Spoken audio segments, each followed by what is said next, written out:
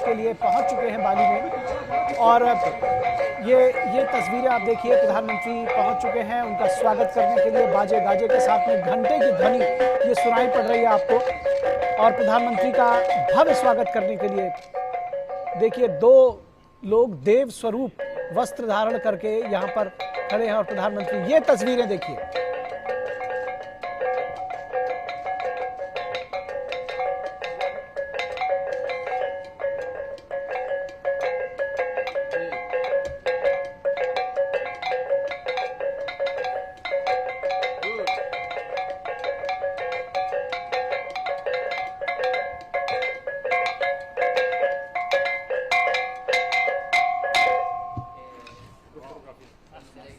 प्रधानमंत्री ने स्वयं इस वाद्य यंत्र को बजाया और उनके स्वागत में ये वाद्य यंत्र बजाए जा रहे थे और प्रधानमंत्री ने स्वयं खुद उनके हाथ से ये लेकर के इस वाद्य यंत्र को बजाया। ये प्रवेश के साथ ही प्रधानमंत्री का ये जो जेस्चर था निश्चित तौर पर काबिले तारीफ है, देखने लायक है।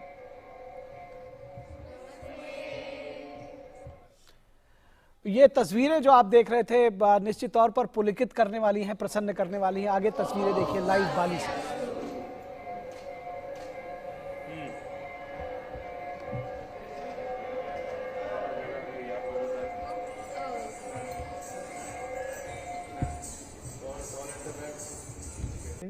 द्वितीय विश्व युद्ध में, द्वितीय महायुद्ध में, और कुछ थे जो हार गए थे। तो अब जो वीटो है वो उन देशों के पास है जो वहां पर जीते थे। अब जो 1945 की स्थिति थी और जो आज की स्थिति है उसमें बहुत अंतर है। परंतु अगर हम ग्लोबल गवर्नेंस के बॉडीज और इंस्ट्रूमेंट्स में देखें निखिल जी, तो उसमें कुछ खास अंतर आया नहीं है। वही 5 जो देश थे जिनके पास वीटो थे वही उनके पास वीटो हैं। जो और कोई भी देश जो जिनकी आर्थिक स्थिति बड़ी है, जिनकी राजनीतिक महत्व जिनका बड़ा है, जिनका मिलिट्री स्ट्रेंथ बड़ा है, जो स्ट्रेटेजिकली और ज्यादा सामरिक तरीके से बहुत अच्छी। अशोक जी आपको रोकेंगे, सीधी तस्वीरें आप देख रहे हैं। इवेंट में प्रधानमंत्री पहुंच चुके हैं।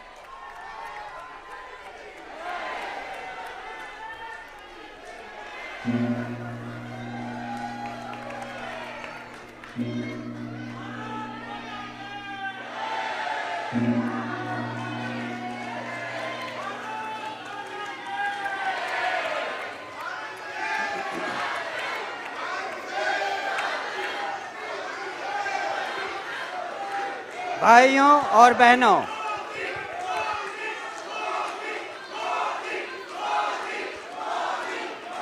हमारे देश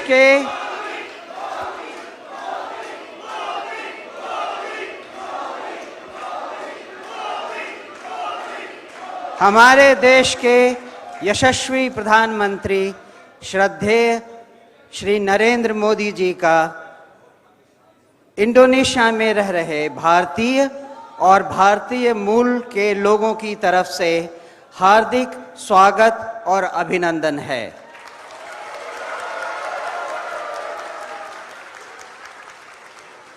श्रीमान, आपने अपने अत्यंत व्यस्त कार्यक्रम से समय निकालकर इस मुलाकात में हमारे साथ आए, इसके लिए हम आपका हार्दिक धन्यवाद करते हैं।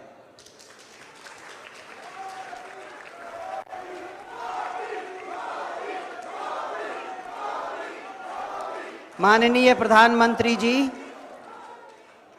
यहाँ हर कोई आपसे मिलने को उत्सुक है, क्योंकि हम सबको यहाँ मालूम है कि हाल में भारतीय अर्थव्यवस्था का विकास और विश्व में उसकी बढ़ती साख के पीछे आपके बनाए हुए दूरदर्शी नीतियों और उनके सफल कार्यान्वयन का कितना भाग रहा है। आदरणीय प्रधानमंत्री जी, इस भारतीय समुदाय की बहुत सारी विशेषताएं हैं, लेकिन उसमें मैं एक का आपके सामने उल्लेख करना चाहूँगा। इंडोनेशिया में हमारा यह भारतीय समुदाय बहुत आदर और सम्मान से देखा जाता है, क्योंकि इंडोनेशिया में हर भारतीय एक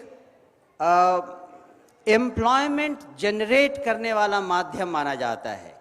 ये सारे लोग, हर आदमी जो यहाँ हैं, कुछ न कुछ स्थानीय नागरिकों को एम्प्लॉयमेंट प्रदान करते हैं। हम यहाँ एम्प्लॉयमेंट जनरेट करने के लिए जाने जाते हैं, न कि एम्प्लॉयमेंट खोजने के लिए। ये हमारे लिए एक बहुत गर्व का विषय है। ये सब, हम सब, ये समुदाय आपको सुनने के लिए बहुत बेताब हैं। हम सबसे पहले दोनों देशों के राष्ट्रगान के सम्मान में खड़े होंगे। तत्पश्चात मैं आपसे अनुरोध करूंगा कि हम सबको संबोधित करें। धन्यवाद।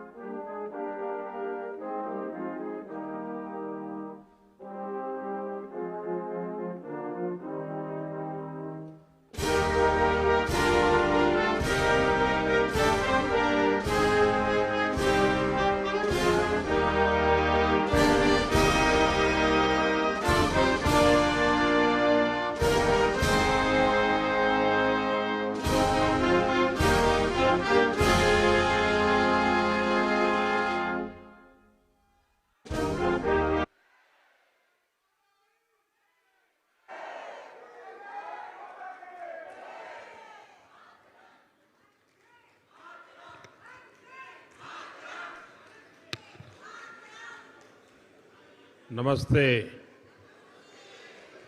वणक्कम।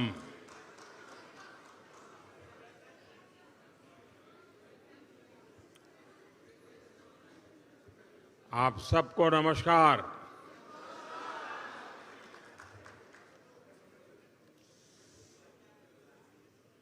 इंडोनेशिया आने के बाद, बाली आने के बाद हर हिंदुस्तानी को एक अलग ही अनुभूति होती है, एक अलग ही एहसास होता है। और मैं भी वही वाइब्रेशंस फील कर रहा हूं।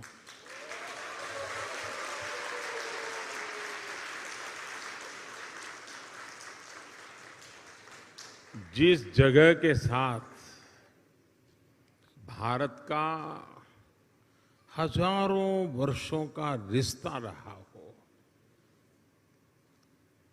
और जिसके बारे में सुनते रहते हो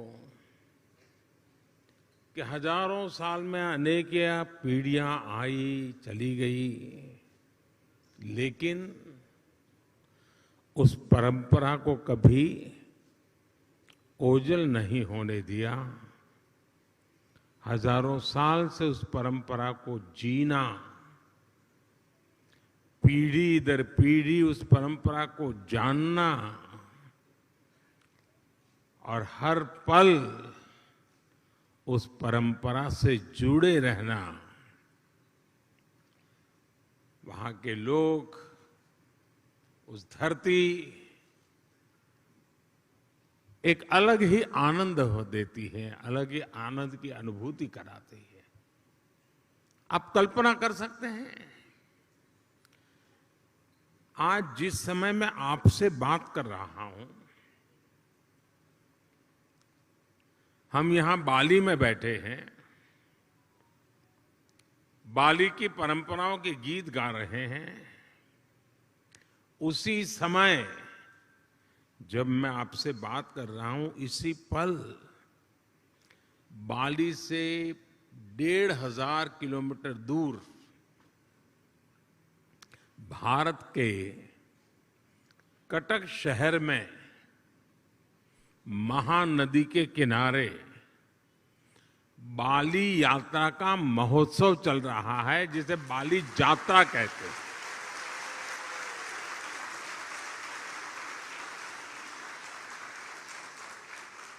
और ये बाली यात्रा है क्या? ये महोत्सव भारत और इंडोनेशिया के बीच हजारों वर्षों के ट्रेड रिलेशंस को सेलिब्रेट करता है। इंडोनेशिया के लोग इस बार की बाली यात्रा के फोटो इंटरनेट पर देखेंगे तो उन्हें वाकई गर्व होगा, आनंद होगा, उत्साह से भर जाएंगे। और कई वर्षों बाद, बीच में कोरोना के कारण जो दिक्कतें आई, उसके कारण कुछ रुकावटें आई थी, और अब कई वर्षों बाद बाली यात्रा, ये महोत्सव उड़ीसा में बहुत ही बड़े स्केल पर भव्यता के साथ, दिव्यता के साथ, लाखों लोगों की भागीदारी के साथ, मास पार्टिसिपेशन के साथ अभी मनाया जा रहा है। मुझे बताया गया कि वहां के लोग ये बाली यात्रा के स्मरण में एक स्पर्धा चला रहे हैं। कहते हैं कि कागज के नाव बना करके बहाए जाएंगे, और वो वर्ल्ड रिकॉर्ड करने के मूड में है। इसका मतलब ये हुआ कि उड़ीसा में आज जो लोग इकट्ठा हुए हैं, उनका शरीर वहां है, लेकिन मन बाली में है, आप लोगों के बीच में है। साथियों, हम लोग अक्सर बातचीत में कहते हैं इट्स अ स्मॉल वर्ल्ड, ऐसा ही शब्द है, it's a small world. Bharat और इंडोनेशिया के संबंधों को देखें तो ये शब्द नहीं है, ये हमें सच्चाई नजर आती है, सटीक बैठता है। समंदर की विशाल लहरों ने भारत और इंडोनेशिया के संबंधों को लहरों की तरह ही उमंग से भरा है, जीवंत रखा है।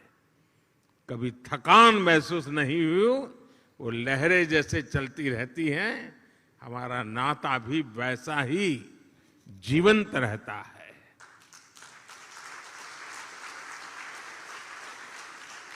एक समय था जब कलिंग, मेदांग जैसे साम्राज्यों के माध्यम से भारत का दर्शन, भारत की संस्कृति इंडोनेशिया की धरती तक पहुंची। आज एक ये समय है जब भारत और इंडोनेशिया 21वीं सदी में विकास के लिए एक दूसरे के साथ कंधे से कंधा मिलाकर काम कर रहे हैं। इंडोनेशिया की जमीन ने भारत से आए हुए लोगों को प्यार से एक्सेप्ट किया, उन्हें अपने समाज में सम्मिलित किया।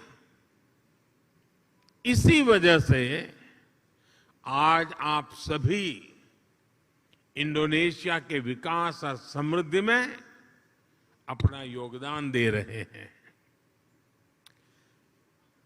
हमारे बहुत सिंधी परिवार यहां रहते हैं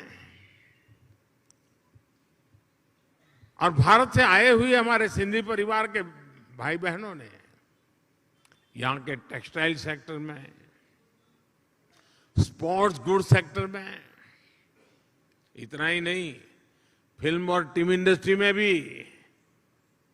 काफी कुछ कंट्रीब्यूट किया है। गुजरात से जुड़े हुए काफी लोग यहां हैं।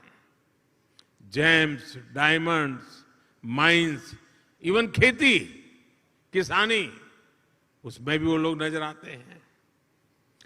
भारत से आए हुए engineers, chartered accountants, professionals Indonesia के विकास के सहयात्री बने हुए हैं। कितने ही तमिल भाषी कलाकार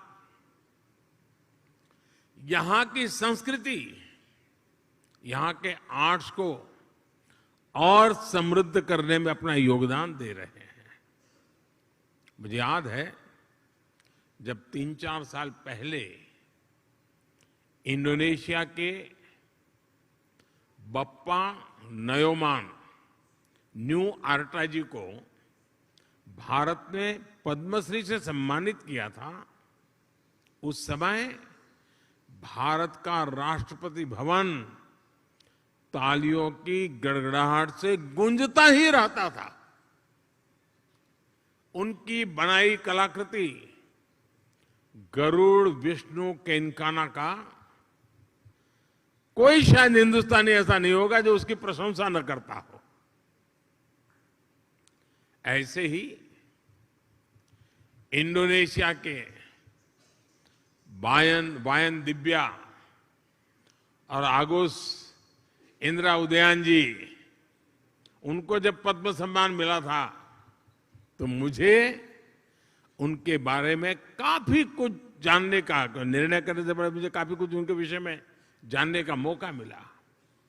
आगोस इंदिरा उदयन जी, आप भली भांति परिचित हैं उनसे और आज यहाँ मौजूद भी हैं। वो बाली में महात्मा गांधी के विचारों को आगे बढ़ाने के लिए जी जान से जुटे हुए हैं।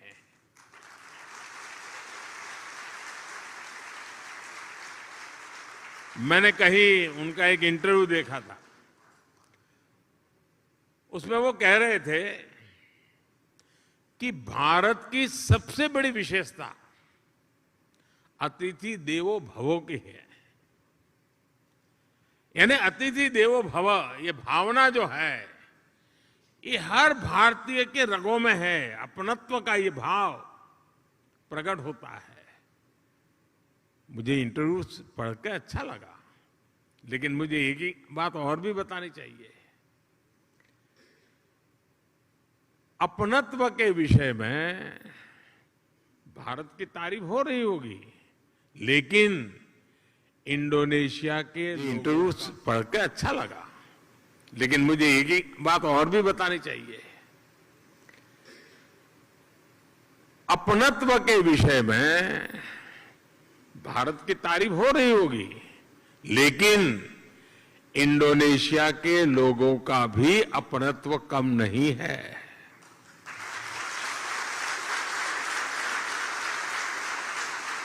जब मैं पिछली बार जाकार्ता में आया था, इंडोनेशिया के लोगों ने जो स्नेह दिया, जो प्यार दिया, मैंने उसे करीब से देखा था, महसूस किया था।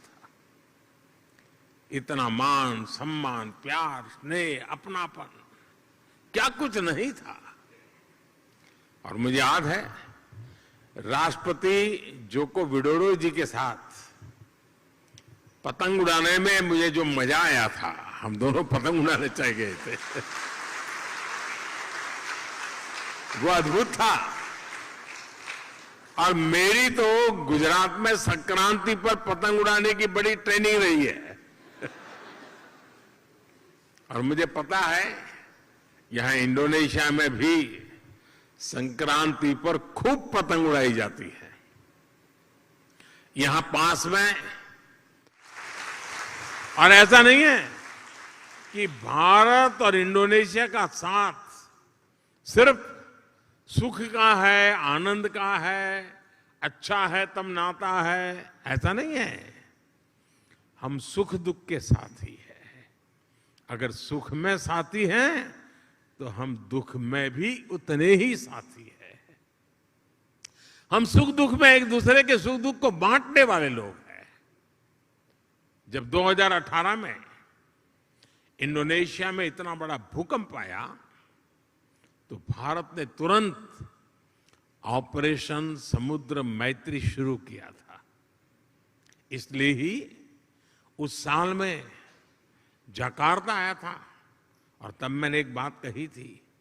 मैंने कहा था कि भारत और इंडोनेशिया में 90 नॉटिकल मील का फासला भले हो, लेकिन हकीकत तो ये है हम 90 नॉटिकल मील दूर नहीं है, हम 90 नॉटिकल मील पास है।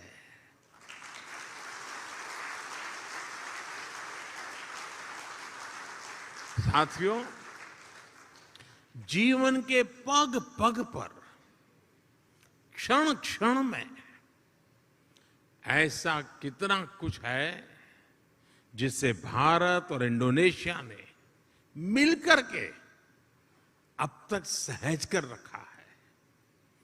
बाली की ये भूमि महर्षि मार्कंडेय और महर्षि अगस्त्य के तप से पवित्र है।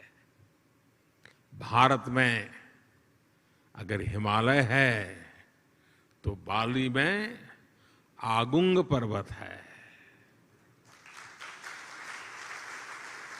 भारत में अगर गंगा है तो बाली में तीर्था गंगा है। हम भी भारत में हर शुभ कार्य का श्री गणेश करते हैं। यहां भी श्री गणेश घर घर विराजमान है। सार्वजनिक स्थानों पर शुभता फैला रहे हैं। पूर्णिमा का व्रत, एकादशी की महिमा, त्रिकाल संध्या के जरिए सूर्य उपासना की परंपरा, मां सरस्वती के रूप में ज्ञान की आराधना, अनगिनत चीजें हम कह सकते हैं। ऐसी बहुत सी बातें हैं जो हमें जोड़े रखती हैं, जोड़ती रहती हैं। बाली का जन जन महाभारत की गाथाओं के साथ बड़ा होता है। और मैं तो द्वारकाधीश भगवान कृष्ण की धरती गुजरात से यहां पला बड़ा हूं। मेरा तो जीवन में ही बीता हुआ है। बाली के लोगों की जैसी आस्था महाभारत के लिए है, भारत में लोगों की वैसी आत्मीयता बाली के लोगों के लिए भी है। आप यहां पर भगवान विष्णु और भगवान राम की आराधना करते हैं। और हम जब भारत में भगवान राम की जन्मभूमि पर भव्य राम मंदिर की नींव रखी जाती है तो इंडोनेशिया की रामायण परंपरा को भी गर्व से याद करते हैं।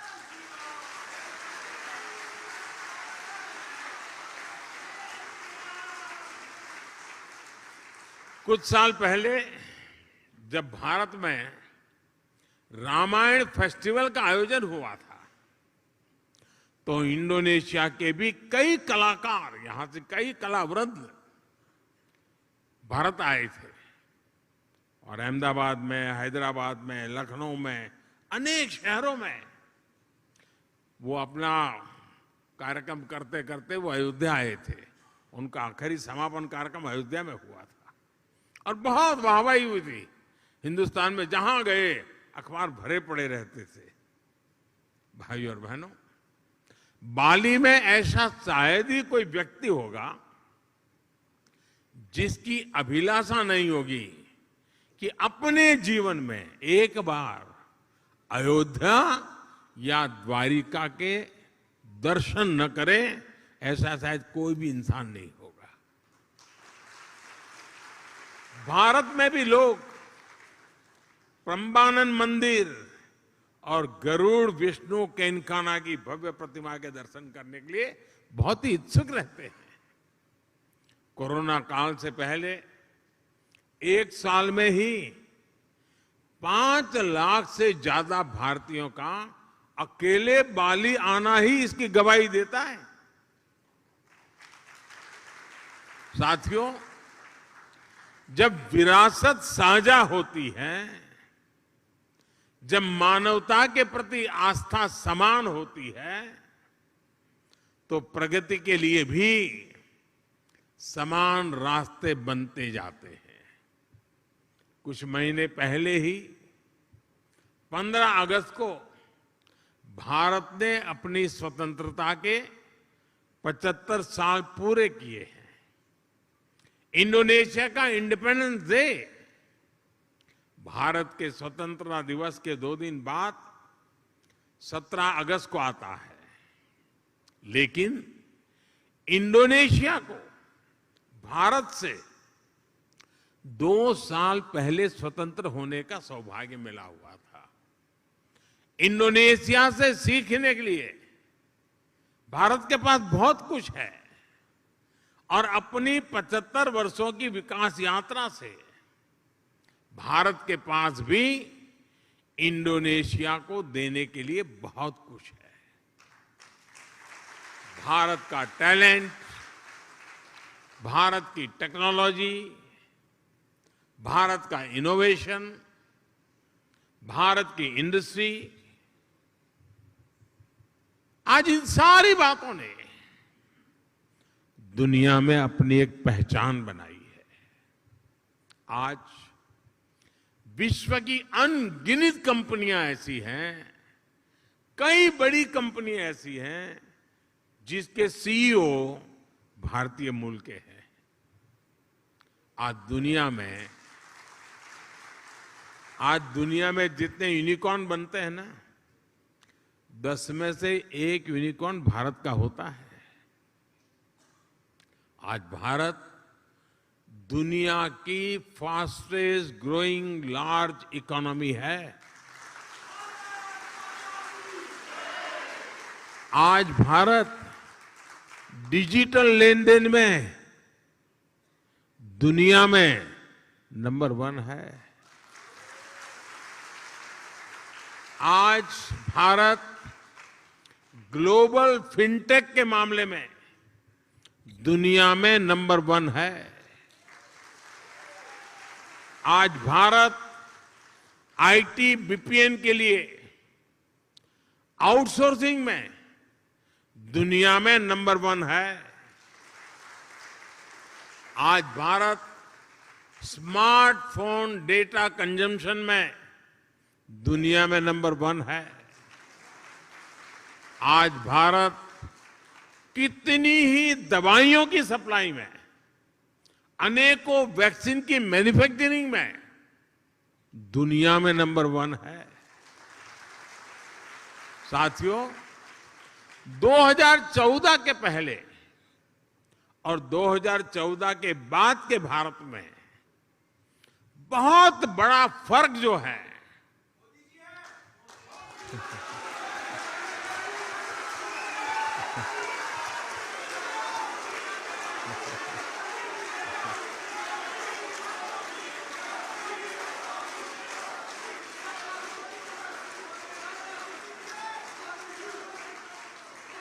वो जो बहुत बड़ा फर्क है वो मोदी नहीं है, वो बहुत बड़ा फर्क है स्पीड और स्केल में। आज भारत अभूतपूर्व स्पीड पर काम कर रहा है और अप्रत्याशित स्केल पर काम कर रहा है। अब भारत छोटा सोचता ही नहीं है।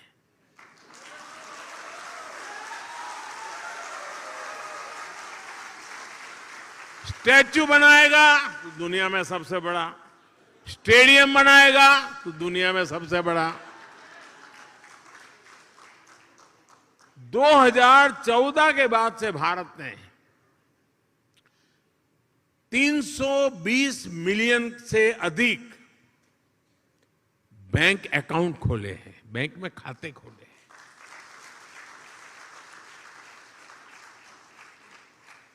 इसका मतलब ये हुआ कि अमेरिका की कुल जनसंख्या जितनी है उतने हमने बैंक खाते खोले हैं।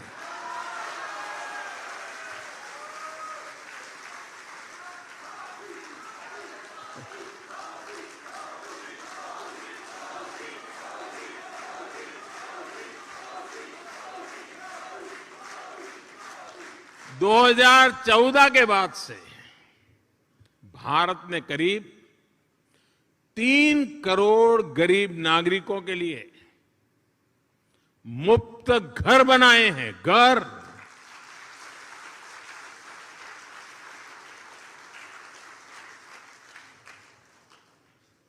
और घर ऐसे नहीं बनता है, जब घर मिल जाता है ना तो इंसान रातों रात लखपति बन जाता है। और जब मैं 3 करोड़ घर की बात करता हूं, उसका मतलब क्या है?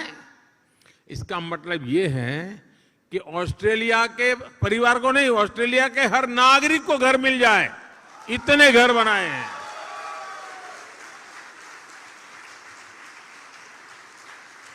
पिछले 7-8 साल में भारत ने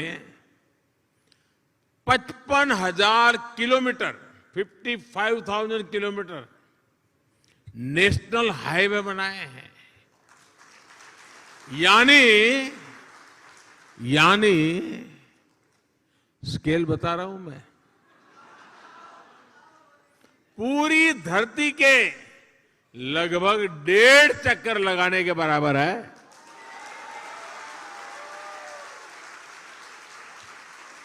आज भारत आयुष्मान भारत योजना के तहत जितने लोगों को 5 लाख रुपए तक के मुफ्त इलाज की सुविधा दे रहा है, 5 लाख रुपए तक अगर उसका मेडिकल बिल 1 साल का बनता है तो जिम्मा सरकार उठाती है। इसका बेनिफिट कितना लोगों को मिलता है? 5 लाख रुपए तक की मेडिकल सुविधा जो मिलती है वो पूरे यूरोपियन यूनियन की कुल आबादी से ज्यादा लोगों को मिलती है।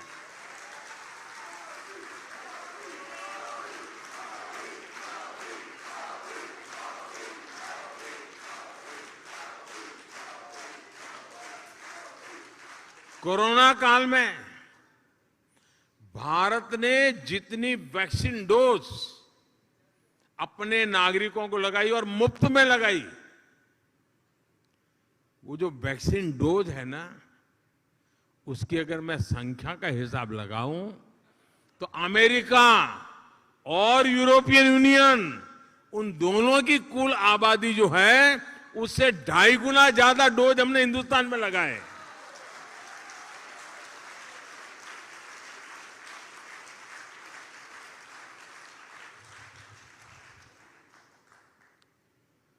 ये जब सुनते हैं तो आपका सीना चौड़ा होता है कि नहीं होता है? आपको गर्व होता है कि नहीं होता है?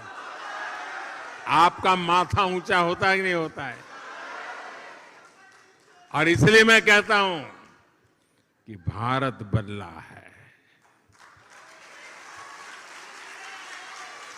साथियों, आज का भारत अपनी विरासत पर गर्व करते हुए, अपनी विरासत को समृद्ध करते हुए, जड़ों से जुड़े रह करके आसमान छूने के लक्ष्य के साथ विकसित भारत बनाने के लक्ष्य को लेकर के अब निकल पड़ा है।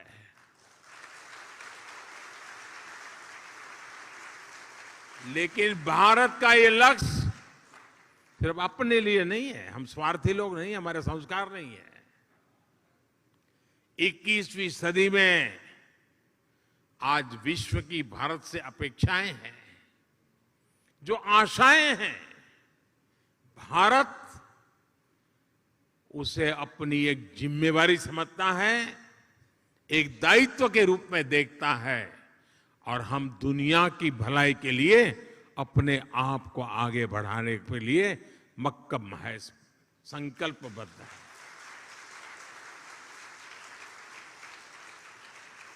आज अपने विकास के लिए भारत जब अमृत काल का रोडमैप तैयार करता है, तो उसमें दुनिया की आर्थिक राजनीतिक आकांक्षाओं का भी समावेश है।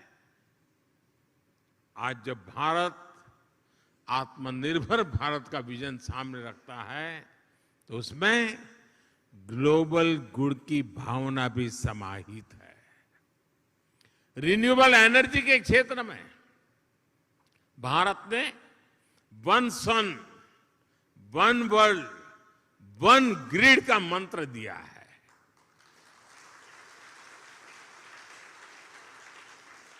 वैश्विक स्वास्थ्य को मजबूत करने के लिए भारत ने वन अर्थ, वन हेल्थ इसका अभियान चलाया है। क्लाइमेट चेंज जैसी चुनौती से निपटने के लिए, और जो आइलैंड कंट्रीज होते हैं उनके लिए तो भारत एक वरदान के रूप में काम कर रहा है। क्लाइमेट चेंज की जो मुसीबतें हैं उसको निपटने के लिए भारत ने विश्व को मिशन लाइफ का समाधान दिया है। मिशन लाइफ यानी lifestyle for environment. Mission life यानी पृथ्वी के प्रत्येक नागरिक द्वारा ऐसी लाइफस्टाइल को आत्मसात करना जो पर्यावरण के अनुकूल हो, जो क्लाइमेट चेंज की चुनौती से हर पल निपटती हो। आज जब पूरा विश्व एनवायरमेंट फ्रेंडली और होलिस्टिक हेल्थ केयर की तरफ आकर्षित हो रहा है, तो भारत का योग, हमारा आयुर्वेद, ये पूरी मानवता के लिए तोहफा है। और साथियों, जब आयुर्वेद की बात आई है तो मुझे भारत इंडोनेशिया के एक और जुड़ाव का ध्यान आ रहा है। मुझे याद है जब मैं गुजरात का मुख्यमंत्री था तो गुजरात आयुर्वेदिक यूनिवर्सिटी और यहाँ की यूनिवर्सिटीज, हिंदू इंडोनेशिया, इसके बीच समझौता हुआ था। मुझे खुशी है कि इसके कुछ ही वर्ष बाद यहाँ की इस यूनिवर्सिटी में आयुर्वेद हॉस्पिटल की भी स्थापना हुई। साथियों, वसुधैव कुटुंबकम यानी पूरे विश्व को एक परिवार मानने की भारत की यही भावना, यही संस्कार विश्व कल्याण का मार्ग प्रशस्त करते हैं। कोरोना काल में हमने देखा है भारत ने दवाइयों से लेकर वैक्सीन तक जरूरी संसाधनों के लिए आत्मनिर्भरता हासिल की और उसका लाभ पूरी दुनिया को मिला। भारत की सामर्थ्य ने कितने ही देशों के लिए एक सुरक्षा कवच का काम किया। इंडोनेशिया जैसे हमारे पड़ोसी और मित्र देशों के लिए हम विशेष रूप से कंधे से कंधा मिलाकर खड़े हुए। इसी तरह आज भारत अंतरिक्ष में, स्पेस के क्षेत्र में प्रमुख वैश्विक महाशक्ति के रूप में उभर रहा है, तो उसका लाभ साउथ एशियन देशों को विशेष रूप से मिल रहा है। रक्षा के क्षेत्र में भी जो भारत दशकों तक केवल विदेशी आयात पर निर्भर था, वो आज अपनी क्षमताएं बढ़ा रहा है। ब्रह्मोस मिसाइल हो या तेजस फाइटर प्लेन, इनका आकर्षण विश्व में लगातार बढ़ रहा है। आज भारत बड़े लक्ष्य तय कर रहा है और उन्हें प्राप्त करने के लिए भी पूरी मेहनत कर रहा है। संकल्प से सिद्धि का यही मंत्र आज 21वीं सदी के नए भारत की प्रेरणा बना हुआ है। आज इस अवसर पर मैं आप सबको अगले प्रवासी भारतीय सम्मेलन के लिए भी निमंत्रण देता हूं। जनवरी महीने में 9 जनवरी को यह कार्यक्रम होता है। इस बार ये आयोजन मध्य प्रदेश के इंदौर में होगा और इंदौर वो नगर है जो पिछले 5-6 बार से देश में स्वच्छ शहर के नाम पर हिंदुस्तान में नंबर 1 रहता है।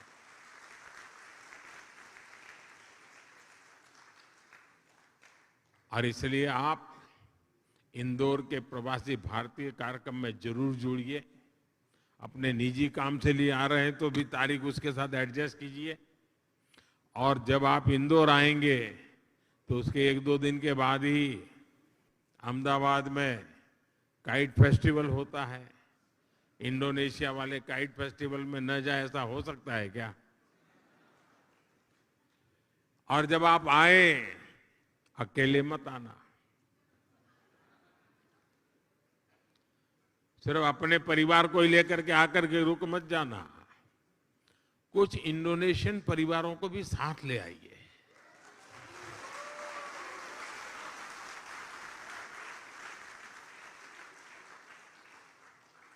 मुझे विश्वास है भारत और इंडोनेशिया के संबंधों को मजबूत करने में आपका सहयोग और सक्रिय योगदान निरंतर बना रहेगा।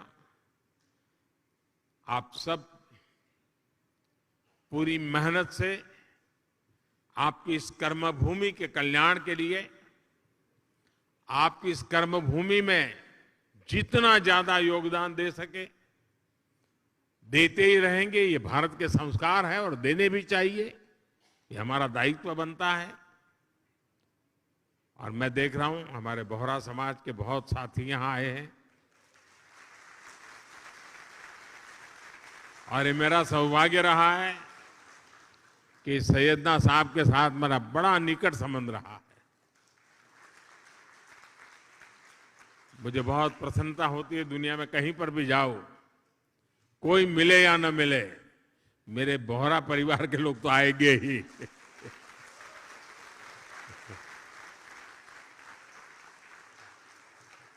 साथियों, आप इतनी बड़ी तादाद में यहां आए, समय निकाल करके आए और उमंग और उत्साह से भरे हुए हैं।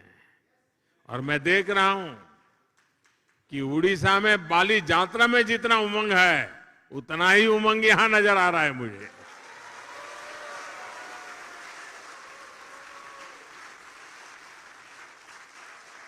आपके इस प्यार के लिए, आपके इस स्नेह के लिए, भारत के प्रति आपकी ये श्रद्धा के लिए हृदय से आपका बहुत बहुत धन्यवाद करता हूं।